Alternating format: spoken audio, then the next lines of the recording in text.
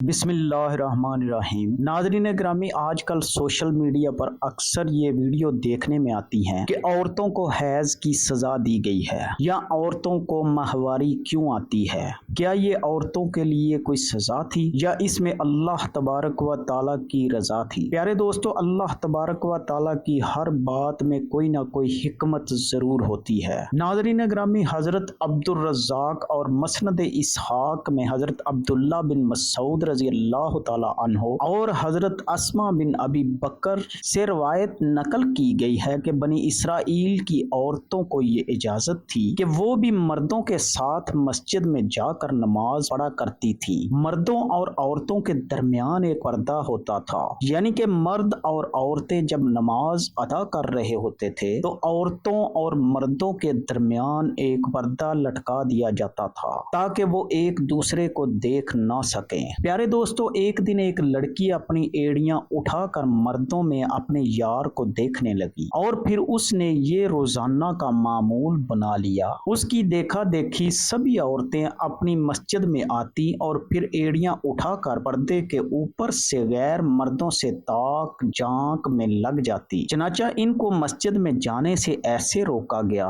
کہ ان پر حیض مسلط کر دیا گیا۔ پیارے دوستو، کچھ لوگ اس روایت سے یہ سبق لیتے ہیں کہ حیض کی ابتدا ہی بنی اسرائیل سے ہوئی، جو کہ سراسر غلط ہے۔ اس میں کوئی حقیقت نہیں ہے، کیونکہ مفسرین اس روایت کی تفسیر میں لکھتے ہیں کہ یہ حیض عام نہیں تھا، بلکہ بنی اسرائیل کی عورتوں کو مسجد میں گناہ کرنے کی اللہ پاک نے ایسے سزا دی کہ 4 مہینے تک مسلسل صبح و شام وہ عورتیں حیض کی کیفیت میں رہیں۔ لگاتار 4 مہینے تک ان عورتوں کو خون آتا رہا اور وہ عورتیں مسجد میں آنا بند ہو گئیں۔ پیارے دوستو، پھر جب اللہ پاک نے ان کی توبہ قبول کی تو یہ عذاب ان پر سے ختم ہوا۔ صحیح احادیث مبارکہ سے یہ ثابت ہے کہ عورتوں میں حیض کی ابتدا روزے اول سے ہے۔ محترم ناظرین گرامی، اس بارے میں 2 احادیث مبارکہ بیان کی جاتی ہیں کہ جن سے ثابت ہوگا کہ حیض کی ابتدا پہلے دن سے ہی ہے، نہ کہ بنی اسرائیل سے اس کی ابتدا ہوئی۔ حضرت عائشہ صدیقہ رضی اللہ تعالی عنہا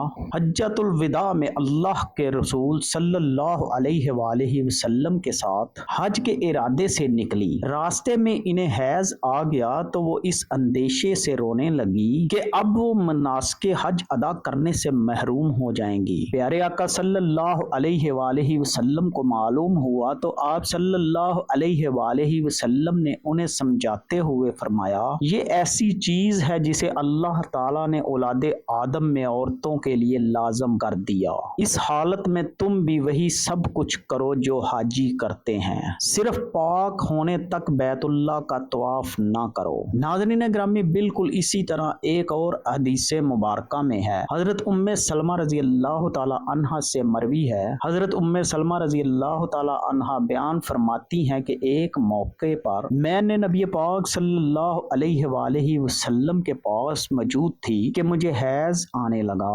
میں وہاں سے اٹھ کر چلی گئی۔ آپ صلی اللہ علیہ وآلہ وسلم نے دریافت کیا تو میں نے بتایا کہ مجھے حیض آنے لگا ہے۔ نبی پاک صلی اللہ علیہ وآلہ وسلم نے ارشاد فرمایا، یہ ایسی چیز ہے جسے اللہ تعالیٰ نے آدم علیہ السلام کی بیٹیوں پر لازم کر دیا ہے۔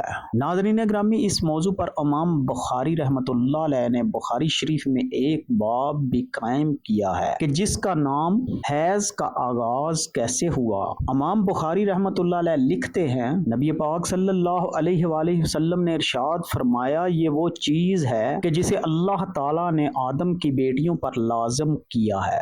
امام بخاری مزید لکھتے ہیں کہ بعض لوگ کہتے ہیں کہ حیض کا آغاز بنی اسرائیل سے ہوا ہے، جبکہ اس معاملے میں نبی پاک صلی اللہ علیہ وآلہ وسلم کا ارشاد زیادہ معتبر ہے۔ پیارے آقا صلی اللہ علیہ وآلہ وسلم نے ارشاد فرمایا کہ اللہ پاک نے حیض کو آدم کی بیٹیوں پر لازم کیا ہے، اور اس لیے بنی اسرائیل سے پہلے بھی حضرت آدم کی اولاد میں حیض موجود تھا۔ پیارے دوستو، حضرت علامہ ابن حجر عسقلانی اور فتح الباری میں میں بھی یہی ثابت کیا گیا ہے کہ حیض ابتدائے تخلیق سے عورتوں کو آتا رہا ہے۔ اب بات کرتے ہیں ان روایات کی کہ جن میں یہ کہا جاتا ہے کہ حیض کی ابتدا حضرت حوا علیہ السلام سے ہوئی اور ایسا بطور سزا ہوا۔ حضرت امام طبری رحمۃ اللہ علیہ سورۃ البقرہ کی آیت نمبر 25 کی تفسیر میں حضرت عبد الرحمن بن زید رحمۃ اللہ علیہ کی یہ روایت نقل کرتے ہیں کہ حضرت حوا علیہ السلام کو پہلے حیض نہیں آتا تھا، ان کی تخلیق پاکیزہ ہوئی، یہاں تک کہ انہوں نے اللہ تبارک و تعالیٰ کی نافرمانی کی اور ممنوعہ پھل کھایا جس سے ان کو جنت سے نکالا گیا، اور پھر ان کو حیض اور حمل کی سزا دی گئی۔ اور لکھتے ہیں کہ اللہ تبارک و تعالیٰ نے تب فرمایا، میں نے تجھے پاکیزہ بنایا تھا لیکن تو نے میری نافرمانی کی، اس لیے اب میں تجھ سے خون جاری کر دوں گا۔ حضرت امام طبری رحمۃ اللہ علیہ کے علاوہ باقی تمام مفسرین نے ان روایات کو جھٹلایا ہے اور ان روایات کو غیر مستند اور ناقابل قبول کہا ہے۔ حیض دراصل ایک طبیعیاتی مظہر ہے جس سے عورت ہر ماہ بلوغت سے سنیاس تک دوچار ہوتی ہے اور اس کو صحت کی علامت سمجھا جاتا ہے۔ ناظرین گرامی، اسی حیض کے خون سے ہی بچے کی پرورش کی جاتی ہے، یہ اللہ پاک کا نظام ہے۔ غیر حاملہ عورت کو اگر حیض نہ آئے تو اس کو بیماری کی علامت سمجھا جاتا ہے، یہ عورت کے لیے کوئی سزا نہیں ہے اور نہ ہی یہ بات کسی روایت سے ثابت ہے کہ حیض عورت کی سزا ہے، بلکہ یہ ایک ذمہ داری ہے جو اللہ پاک نے انسانیت کی تخلیق کے لیے عورتوں پر ڈالی ہے۔ اسی لیے جو عورتیں اس ذمہ داری کو بخوبی نبھاتی ہیں وہ اجر و ثواب کی مستحق ہیں۔ پیارے دوستو، جیسا کہ حضرت عائشہ صدیقہ رضی اللہ تعالی عنہا نے ایک دفعہ نبی پاک صلی اللہ علیہ وآلہ وسلم سے سوال کیا کہ اے اللہ کے نبی، مجھے تو لگتا ہے کہ عورتیں پیدا ہی مصیبت جھیلنے کے لیے ہیں۔ حضرت عائشہ صدیقہ رضی اللہ تعالی عنہا کا اشارہ حیض اور حمل کی تکالیف کی طرف تھا۔ پیارے آقا صلی اللہ علیہ وآلہ وسلم مسکرائے اور فرمایا، نہیں، بلکہ یہ ایسی چیز ہے کہ جس کے ذریعے بنی آدم کی عورتیں آزمائی گئیں۔ پیارے دوستو، اس حدیث مبارکہ کی تشریح میں حضرت علامہ ابن حجر رحمۃ اللہ علیہ فتح الباری میں لکھتے ہیں کہ عورتوں کی تخلیق ہی اللہ پاک نے ایسے کی کہ انہیں حیض آئے، ان پر پہلے دن سے ہی لازم قرار دیا گیا۔ جو عورت اس پر صبر کرے گی تو وہ اجر و ثواب کی مستحق ہوگی، اور جو اس کو مصیبت اور برائی سمجھے گی تو وہ اللہ پاک کی تخلیق میں عیب نکالے گی، جیسے گناہ کی مرتکب ہوگی۔ ناظرین گرامی، امید ہے اب آپ جان چکے ہوں گے کہ نہ تو یہ کوئی سزا ہے عورتوں کی اور نہ ہی اسے سزا کے طور پر حضرت حوا سلام اللہ علیہا پر مسلط کیا گیا، اور نہ ہی حیض بنی اسرائیل کی عورتوں سے شروع ہوا، بلکہ حیض و حمل تو اللہ پاک کی آزمائش ہیں عورتوں کے لیے، جن کا اللہ پاک بروز